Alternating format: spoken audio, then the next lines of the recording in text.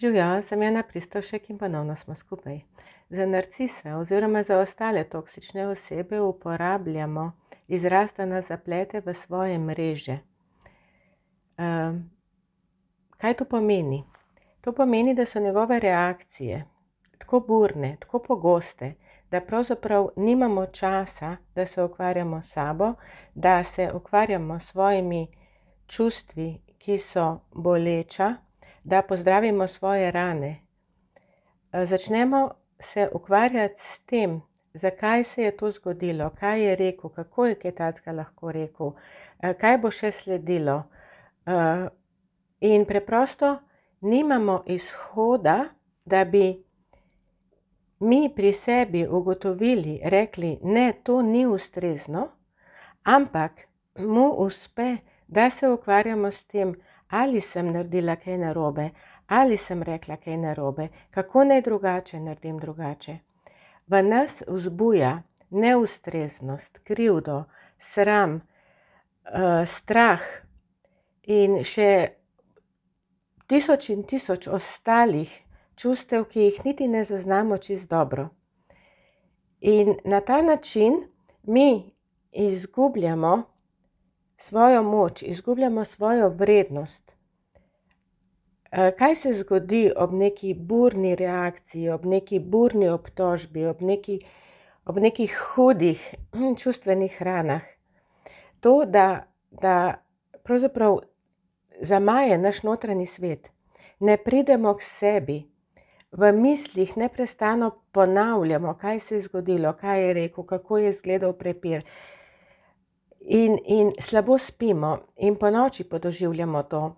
In še preden pridemo dobro k sebi, se vse skupaj ponovi lahko na drugačen način. Toksična oseba ne reagira vedno samo burno. V naše dobro nas neprestano spreminja. Govori nejasno, saj sem ti že povedal, zakaj tega ne narediš tako, spremeni se. Ampak ko vprašamo, kako naj se spremenim, bo rekel, ja ti že veš, postani malo bolj zrela. Ja, ampak kako naj postanem zrela, če se midva pogovarjava o tem, kdo bo nekaj naredil? Ja, ne bom ti 1000-krat razlagal. Le jaz se zate trudim. Lahko utihne in vas da dobesedno v nevideno, se pravi, ignorira vas, ne govori z vami, ne pogleda vas. Nimate občutka, da sploh obstajate. In vse to črpate, mi črpamo to vase, zato ker smo postopoma izgubili te pregrade varnosti, te pregrade realnosti. To ni moje, to ni res. In namesto, da bi pri sebi to naredili, sebi to povedali, njemu začnemo dokazovati. Vse toksične osebe ali pa narcisi niso samo moški, so tudi ženske, so tudi starši, sodelavci, prijatelji, niso samo partnerji ali pa partnerke. Ampak, če že govorimo, rečemo o moških, tako da posplošim, pa velja tudi za ženske, narcis ne da predaha. On uživa v drami, on uživa v svoji superiornosti, on uživa nad tem, da nekoga potlači, on uživa v tem, da je skozi nad nekom in da gleda in opazuje, kako se žrtev, kako se žena, prijateljica, sodelavka, otroci zvijajo dobesedno od groze in strahu in v trudu, kako naj se izboljšajo, kaj naj naredijo drugače. Vmes bojo lepi, prijetni trenutki. In takrat se boste oddahnili in si boste rekli, saj to je bil samo trenutek, zdajle nama je tako lepo. Ampak tudi v tistem lepo bojo not pikre pripombe, bodo neprimerne opaske, bo ponavljanje zgodovine. Dajva se midva malo pogovoriti, kaj si mislila s tem pred 2 dnevoma. Kaj je bilo pred 2 dnevoma? Nič takega ni bilo. Ja, kako ni bilo nič takega? Daj ti se kar spomni. in spet ste neustrezni in spet pademo bolj dol in namesto, da bi pri sebi ugotovili in rekli, ne bom se s tem ukvarjala, ni se mi treba, se ukvarjamo s tem, da iščemo in dokazujemo, da to, kar on zdaj trdi, da je bilo drugače, ampak tega ne moremo dokazati, ker ni cilj, da mi nekaj rešimo. Cilj prepira ali pa cilj teh ravnanj je to, da nas potlači, da nam pove, kako smo grozni, kako nismo v redu, kako smo slabi, kako so drugi boljši, kako imamo srečo, da je sploh z nami in kako z nami ne bi bilo popolnoma nič, če on ne bi tako močno skrbel za nas in nas vedno znova izobraževal, pripovedoval, porabljal svoj čas za nekaj tako neustreznega, kot smo mi. In to je mreža, vedno bolj se zapletamo v to mrežo in skozi manj moči imamo, da gremo ven iz tega. Toksična oseba nima ene same lastnosti, ali pa narcis nima ene same lastnosti, po kateri bi lahko ugotovili, ta je narcis, ta pa ni. In tudi to ni smiselno, ampak gre za količino in način sporočil. Se pravi, gre za jakost, kako burno se neka stvar dogaja ali pa nam pripoveduje in gre za način, kaj nam sporoča, ne kaj nam govori, kaj nam sporoča. Sporoča nam lahko, da se trudi za nas, ampak govori nam lahko, da se trudi za nas, ampak sporoča nam pa, da smo neustrezni. In gre seveda za to, koliko pogosto se to dogaja.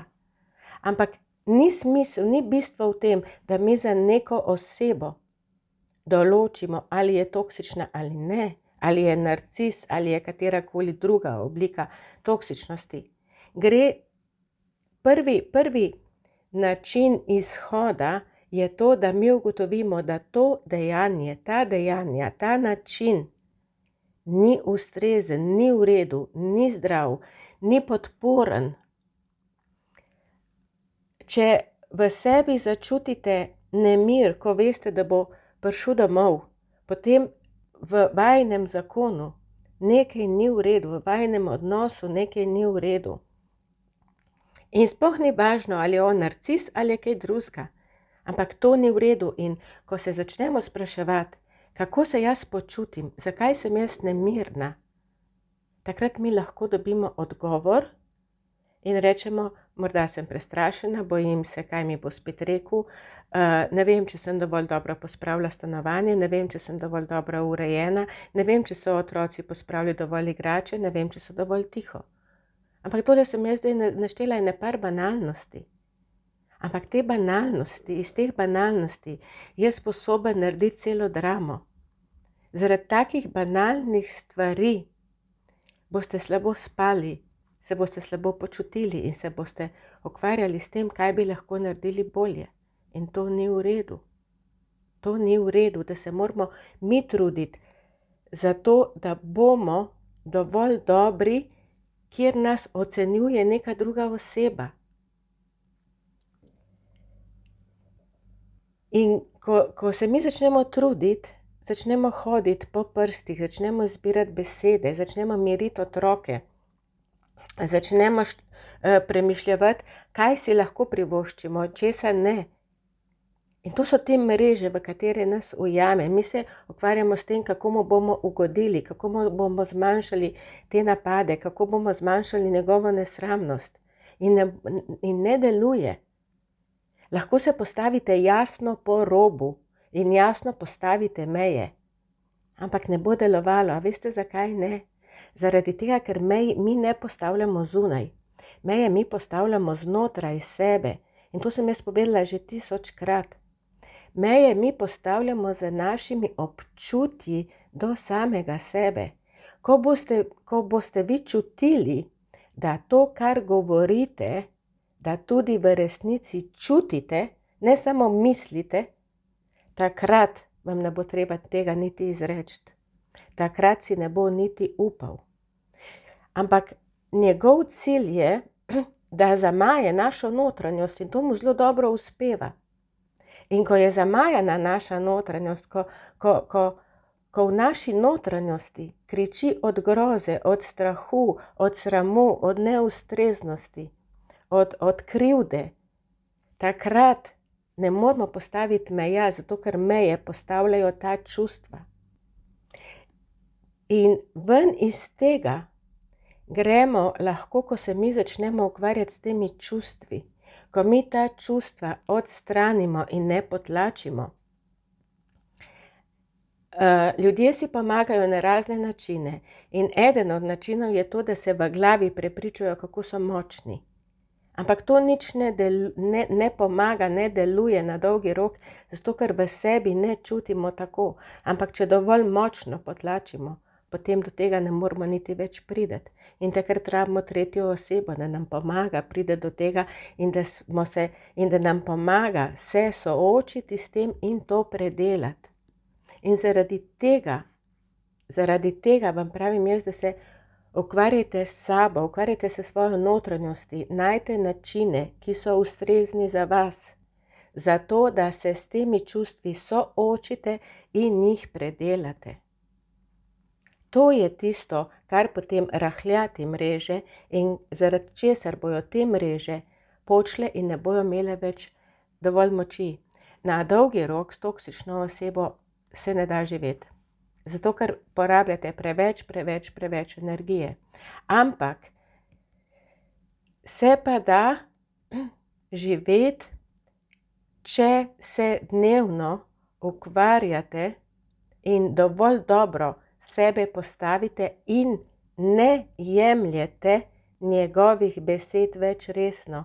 Če ne dovolite, da to pride v vas. In ko boste to notranjo moč zgradili, potem se vas te besede tudi ne bojo več tako močno dotaknile in tudi njegovi napadi bojo redkejši in manj močni. Ampak vse tole je zdajle teorija in kako pridemo do tega? Do tega pridemo tako, da, sem že 1000-krat povedala, da zgradimo svojo notranjo moč, svojo notranjo varnost in zgradimo svojo dobro samopodobo. Ampak mi ne moramo graditi dobra, sem vredna, sem lepa, sem prijetna, to so afirmacije.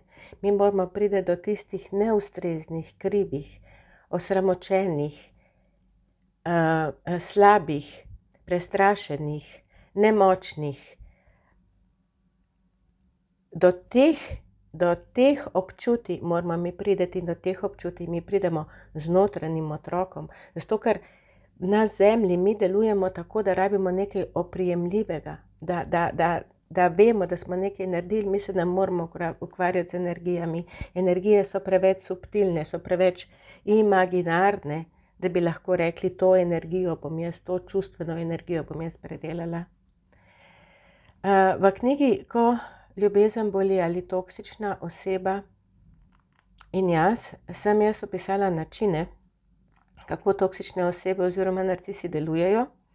In v drugem delu sem opisala, kaj je tisto, zaradi česar mi tako vpijamo in smo tako dovzetni za te ljudi.